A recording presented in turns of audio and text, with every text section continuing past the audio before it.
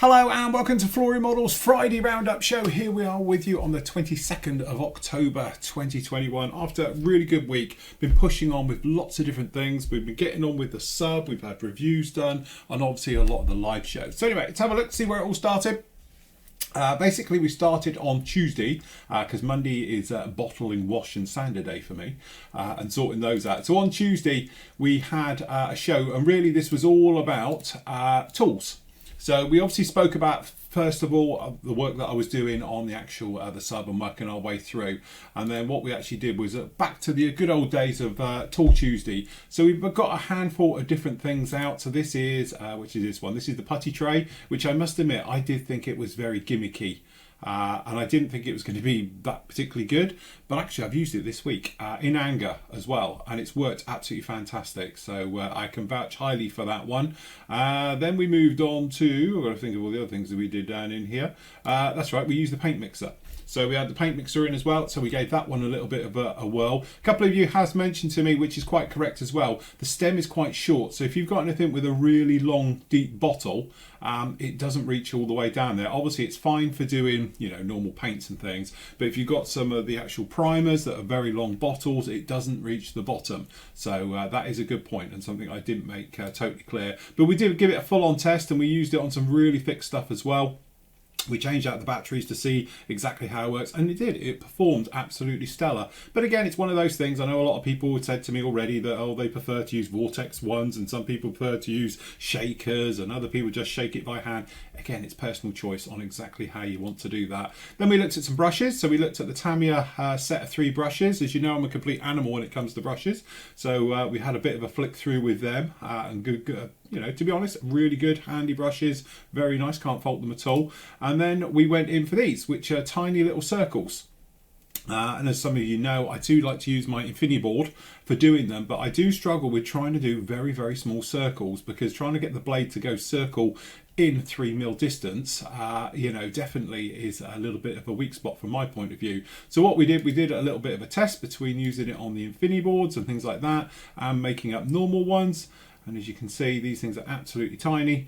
And yeah, so 3mm, I think these are great. So if you have using an Infinity board, or you've got a circle cutter, to try and get those small ones is very, very difficult. So anyway, what we did was we did a bit of an in test, and yes, I am a convert. It's one of those things. It's not terribly expensive, and it'll probably sit in your drawer for a long time and you won't use it. But that one time you do need to get some circles, this is absolutely fantastic. So it's different size circles, and on that sheet as well, pack, you get different size triangles as well. So this one, it's 3mm and 5mm circles, and on the other one, I can't remember what it was now, but you've got little tiny triangles as well. So really, really handy one to have floating around with those ones. So that was pretty good. Links down below, down in here, will take you to the actual products as well on the actual PM store, because I picked them all up from the PM store. So there we go, that's all of those down in there. So if you want to have a look at those, you can go off and have a look. But anyway, that was the actual Tuesday show down on there. Wednesday obviously was the PM show, so we had myself, Andy and Matt were on, and we were looking at all things kits and various things like that as well. So usual sort of fun and antics for about an hour, talking about it and obviously answering your questions all about the hobby as well. So if you want to get in there. And then also we had up as well was the review for the B52. This was asked by somebody messaged me and said, could you do a review on one? We carry them in stock, so I picked one up, brought it back and did the review. And again, 144 scale, I think it's a really nice scale for the B52, because as I say, I've got the 72nd one and that's a monster.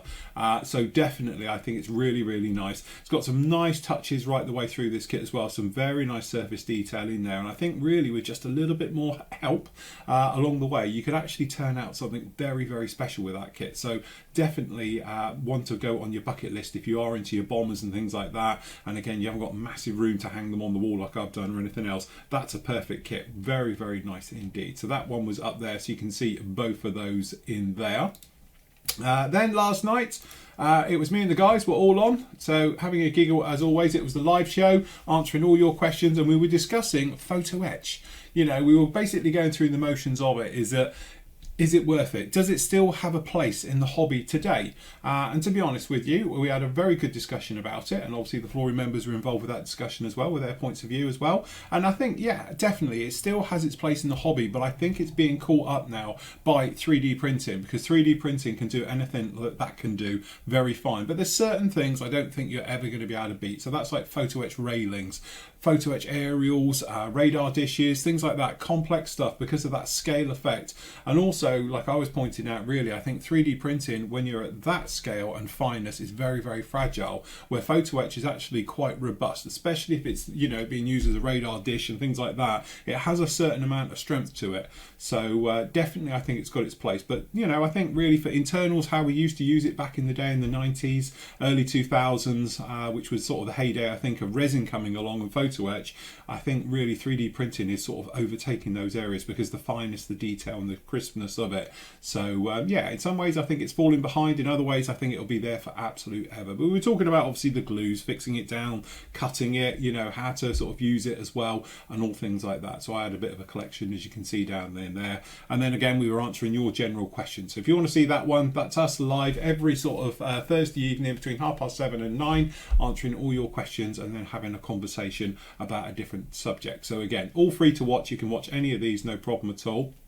And then we actually had up the review for the Centurion. So this is AFE, again, a company that I've overlooked, I'll be honest with you. It's one of those things, out of sight, out of mind. It's a great kit, no problem at all. This one's been updated. It's got a few extra sprues in there to bring it up to this particular version. So yeah, really nice kit, very, very good. Even the tracks, being the rubber band tracks, I think work really well on this one as well. They're very detailed, but generally the fit, the casting, things like that onto it, really very, very nice details. And again, it's cartographed, all the things you want to see. It's got photo etch, got all the bits and pieces.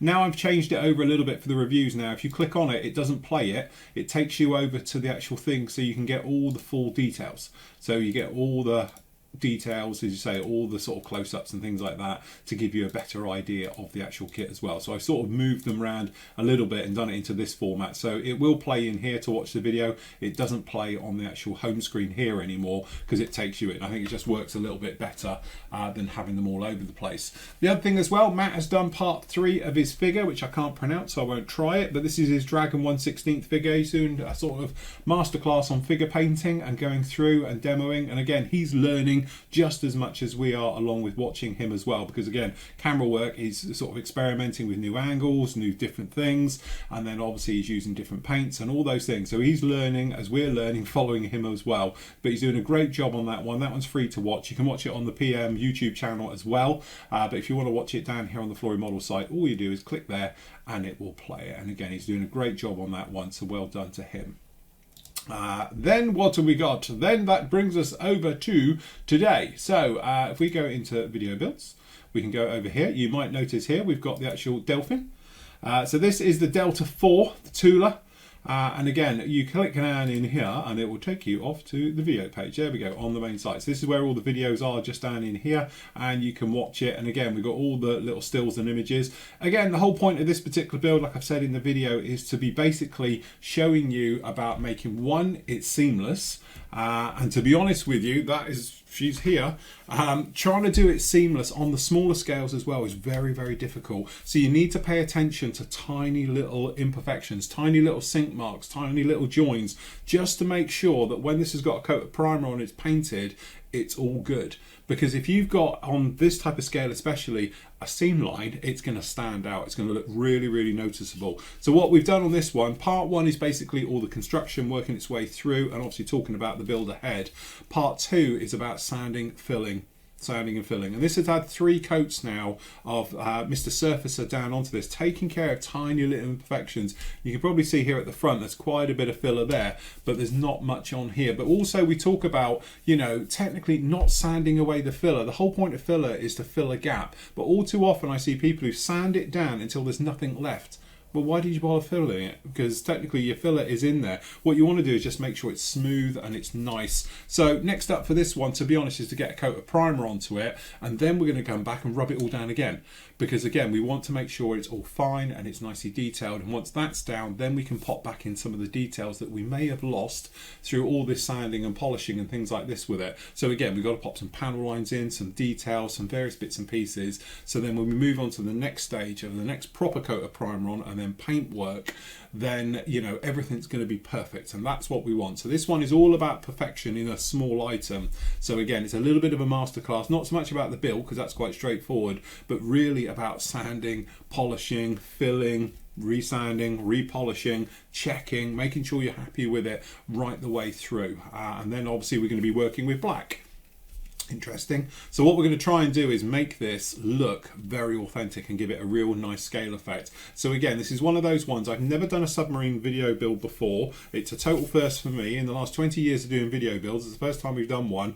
But again, I think you can learn so much from it because it's stuff that we can cover on this one and you can see it up close. So when I'm down here with the camera and you've got the nice cameras coming down in here, you can see it warts and all about all those tiny seams, and you can use that onto other things. So the other thing we're working on at the moment is the Spitfire, and we'll be on with this a lot next week, getting the paintwork onto it and that. But again, underneath here, all of those seams where I thought they would probably be good enough, after working on this, I ended up, because I had a bit of time whilst it was drying, redoing this one because good enough wasn't good enough to my point of view now. Now it's perfect on there. I want this one to be perfect. So where we had down under here, little seams across the back here and down in here, and to be honest, some very tiny ones along the front, you know, which I think probably with a coat of primer, a couple of coats of paint, you're not going to see it anymore. I was like, do you know what? We're going to do it. We're going to do it properly and make sure this thing is seamless as well. So yeah, from that point of view, quite enjoyable. And again, with all doing all of this type of work of fillers, Mr. Surfacers and sanding and gluing, it's patience and time. You've got to let it go off. You've got to let it do it. And we speak about that a lot on here with some of the bigger little bits like around here on the front and these on the sides up here, making sure that your filler has gone off before you overcoat it. Because if you keep overcoating it, it's never going to go off because it needs the air, because it's air drying. It's not chemical. It's not like a two-part which will just go off on its own. It needs the air to dry. So if you're continuously chucking filler onto it, not going to work. So you need to have a little bit of patience with this one. So this is what this little build is all about, and really I'm enjoying it. It's one of those ones, it's small, it's compact, it's nice, but we can do so much with it because we've got a nice base to go with this one, and we've got so much more to go on here. So it's really, really nice. But next week, obviously all the dirty work's done, these are sorted. I'm going to get the actual canopy onto this, a few bits ready for this one as well, primed, and then we're going through the paintwork on that one as well. And this one is part of our tutorial series, which is free to watch as well, so you can just pop along to, if you just come along to the actual site, go to tutorials. Don't forget we've got the new tutorial section now in here, so this will be obviously finishing off in this section, which is obviously all the ones on basically working with this Spitfire, but I've broken it down into all the components. So they're all into bite-sized videos as well. Instead of watching, you can watch it as a whole up here, which is part one covers it. Part two, which has got obviously all the filling and sanding and that, will then come in to finish it off all the construction work. So they are all down in here. So about polishing canopies and masking, they're down in here, dry brushing, oil weathering and everything else. So if you want to see any of those parts, these are all free to watch as well. You can just come in here just like that. But also what you can do is obviously the airbrushing section will follow along. So we've got various airbrushing ones down in here. We've got some of the Golden Oldham ones down in here and all the rest of it. But what's going to happen is the Spitfire will come along and become the sort of basics of painting and weathering and things like that as well. So that's going to go into the airbrushing section. Then we're going to have a weathering section, which will be the basics of and moving through. So that's what we're sort of working on this last month. And then obviously into next month, we'll be sorting out all of these as we make our way through. So we've been having lots of fun with those ones. A couple of things just to talk about just down in here. If we just go over to the forum, so if we click in the forum, we can just drop down into here. There we go. We've got obviously the group builds and the things going on at the moment, so we just have a quick catch up with those because we missed those last week. Okay, so obviously the two that we've got going on at the moment, first of all, we've got the last group build of the year, which is the Out of Africa one. We've got 153 entries into there, and we've got 43 completed. So if we just pick out the last ones that have been completed just down in here. We've been talking about 24th scale because the team are building them. I'm not. I'd just like to point out, as mentioned last night, we're all doing one. I'm not. But the guys are all going to be tackling 24 scale Efix kits in the very near future. But we have got some really nice ones. We showed this one last night as well. This is Ian's 24th scale Efix Mustang. Again, it was the last kit that they did in that sort of ilk of them. So it's one of the better ones, but he's done an absolute stunning job on that. So congratulations there. Nice wood deck down in there. All the parts looking very, very nice indeed. So well done to him there. That's very nice. We've also got, on the smaller scale, the Armour Hobbies Hurricane. It's William, and he's done very, very nice down in there. Beautiful kit, very, very nice. As I say, that Edard version of it now, Jesus, with the photo etch that goes into it and all the bits of it, that's sort of the definitive Hurricane there. So that's really nice Hurricane down in that one. So congratulations to him as well. That's a South African Air Force one. And then we've got a 72nd MiG-21. This is the KP kit. Again, very, very nice indeed. Beautiful work. Again, beautiful attention to detail. Great stuff. And to be honest with you, this is why sometimes, as you know, obviously with the team, myself as the owner, we get a lot of flack about some of the choices we use for the group builds. And, you know, it's not that normal thing, and other sites do this, and it's like, but at the end of the day, when we pick out the weird and wacky ones, like African ones like this, absolutely stunning as well from Colin. He's done a kit bashed DH51. Really very, very nice indeed. But it makes people just go into an area they're not normally, you know, used to modelling. So it may be markings, it may be a type of aircraft, it might just push them along. And then all of a sudden we end up with what are definitively the best group builds ever. Because again, it's just that thing about people not doing the normal. So we got Mark down in here, he's done a MiG-21. And again, these are all in markings that probably you've never seen before. So the Ugandan one as well, markings down in here. Most people don't even know they probably fly MiG-21s. So it's really nice to showcase these details. With the peacock on the tail, very, very nice indeed. Beautiful work, nice photos as well, good close-up photos. Nice work on that one, really nice. Right, one more, we just picked one more. What have we got? I've got a Fencer, 48 scale trumpeter one from Lee. We just find it, there we go. Here it is, very nice. So I'll tell you what, it would have been quicker if I'd pressed the button. Where's the thing? There it is. There we go. So this is beautiful job. So it's not straightforward kit either, but he's got the fog covers in there and all the rest of it. Got the radome working, all the wiring in there. Very nice indeed. Again, good job. So it's not a straightforward kit, that one, having built it myself. So yes, very, very nice indeed. Nice weapon load. Good job. Beautiful work. But again, we've got lots of stuff that's going on down in there. All right, so various things. We just go back a level. And then if we go back again a level, come on. There we go.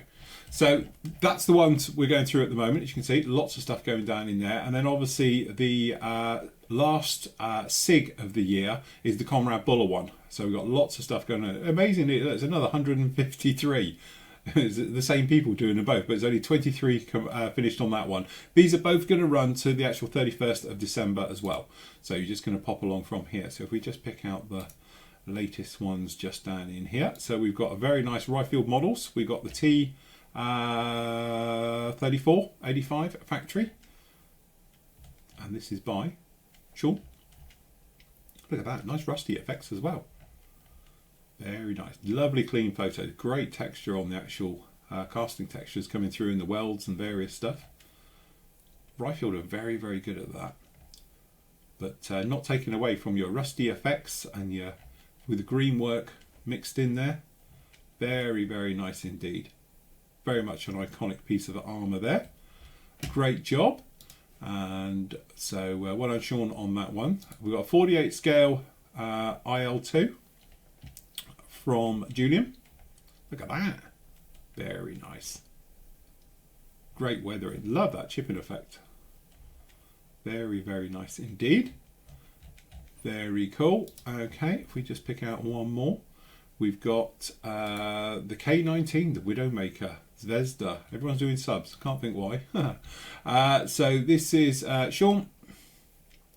There it is. Very cool. Very nice. See, all inspiration for me doing mine, no pressure. Great job, very nice to see those as well. So very, very good. So good job on that, everyone. Don't forget, keep them all coming. I've got until the end of the year, so there's plenty of time with that one. I know everyone gets a bit excited this time of year because obviously we've got the turkey shoot coming up in a few weeks' time, the end of November. That'll be a live build. We're all going to be building something for that one. We'll start on the Thursday and then we'll finish on the Sunday night. We'll do a live show with you on Thursday as normal, and then we'll do shows over the weekend. We won't do the Friday, but we'll do the weekend. But you can work all the way through for the 4-day one for that. That'd be quite exciting as well for doing that. And then obviously run to Christmas. Hopefully I've got a certain kit that'll be turning up, and that's going to be my December sci-fi build. You know, I think everyone's probably guessed what that's going to be. So anyway, really looking forward to doing that one as well to make our way through, plus these, plus hopefully something else. And I might even do an F-16 soon, because that came up last night in the old questions and answers and things like that as well. And I've now got a bug for doing a F-16 as well as a Japanese Phantom. I have to think about these. Anyway, last up today, we just got to have a look around the PM store. Word from our sponsor. So they've had loads of stuff coming in at the moment. There's lots of different stuff. They had a restock of a lot of tools and stuff that came in. So again, there's lots of Tamiya tools that have come back into stock. We've got the razor saws all back in. I know we're out of stock of those for a while, but you can see there's lots of stuff. And obviously the tools I was talking about on the Tuesday show. These cutters, I will get some in. Matt's going to have a play with them as well. These are the new high quality basically nippers. We're thinking, looking at them, they look very similar to the Display stroke Meng offering. So again, we're not saying they are, but with their price, they're a lot more expensive than their normal ones, and their normal ones actually aren't bad. They're my daily drivers, but these are supposed to be the more high quality ones. So it will be interesting to see how they stack up, seeing as everyone's doing those now. So we've got a lot of those now, and you say all the tools pretty much all coming back in stock now. And say we had a big restock of Tamiya tools and all things like that, as you can see. So there's lots of those down in the store, so feel free to have a perusal around in there. Tamiya, we had a large restock of stuff that's come in as well with the tools and stuff. Efix as well. Where's Efix? Apparently we've got lots of that has come in. Where we go, Efix. We had a huge restock of that in this week as well. So as you can see, lots of those kits back in, which have been out of stock for quite a while. So that's good as well. As you can see, pretty much stocked out with all the Efix range these days, which is nice to see. So good stuff on that one. And then I'd say Gecko, we spoke about it obviously on the Thursday show. We've got a lot of those ones that have come in as well. So on Gecko models down in here, as I say, we've got that sort of skid loader. So that's actually really nice as well, and we've got the Wimix system as well, really nice, and the loaders and the barrels and everything else. We had a lot of Gecko in it as well, so that was actually quite nice to see those. And that I still think is really cool. Gonna have to get that in for a review because I want to have a look at that. But that's the modern LAC. So yeah, really, really nice as well. So very cool stuff down in there. Don't forget, as always, the specials are all been updated, I think. Where we got the specials? There we go. So the specials are all in now. We got that Chieftain. Obviously, I spoke about that. I built the Mark 10. Still maintain one of my favourite ever builds. Really, really nice kit. Goes together very well. And to be honest, that's a good price at 48 quid because it's normally £66 on the retail on that one. We've got the Matildas in as well. I see, unfortunately, the Shermans have all gone because we did have a load of those in. But we got the Ninja. We got that fantastic truck we spoke about, and all the other bits down in here as well. So we've got some of the damage box stuff is down in here as well. So if you want to get one of those at a bit of a bargain, like that Persian, very good bargain in there as well, they are available. So if you want to have a look at those, and obviously the new arrivals that we had, they're down in here as well. Let's say some really interesting stuff. We spoke about those on Thursday, and obviously the reviews for all of those. And if you want to see the reviews of everything that we've done here, just go to the main Flory model site, click on reviews, and they are all down in here. And then obviously I've got them in sections in there as well. So if you want to have a look, like that B52 we spoke about, that's just down in there. And then again, you get some nice close-up photos as well down in there, just like that. That's all pretty good stuff. And that was this week, as I say, pretty good. I must admit, really looking forward to next week, because I'll be a lot in the spray bay doing a lot of paint work, which, as you know, is probably my favourite bit of doing all of this. I really do enjoying it. Cracking on with the Spitfire as well, so hopefully we'll be making our way definitely into that. And again, you can start off now seeing part 1 of the actual sub. Part 2 will be up with you on Monday. We're sort of getting back to normal, we're having 2 parts up every week now as we're making our way through. As always on a Friday, I'm going to leave you with your great work from the gallery. So until Monday, everybody, happy modelling, take care.